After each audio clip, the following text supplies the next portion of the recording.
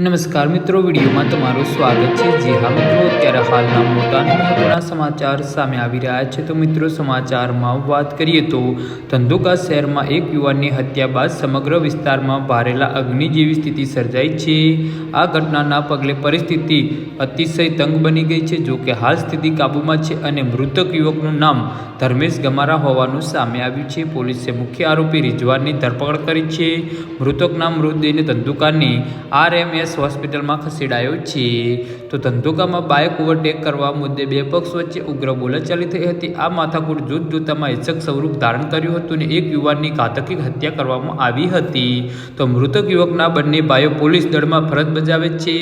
આ ઘટનાના સમાચાર વાયુ વેગે પસરાતા લોકોના ટોળેટોળા રસ્તા પર ઉતરી આવ્યા હતા। યુવાનની હત્યાના વિરોધમાં ઉશ્કેરાયેલા ટોળાએ બજારમાં વિસ્તારમાં હંગામો મચાવ્યો હતો અને ટોળા દ્વારા કેટલીક દુકાનોમાં આગ ચાંપી કરવામાં આવી હતી।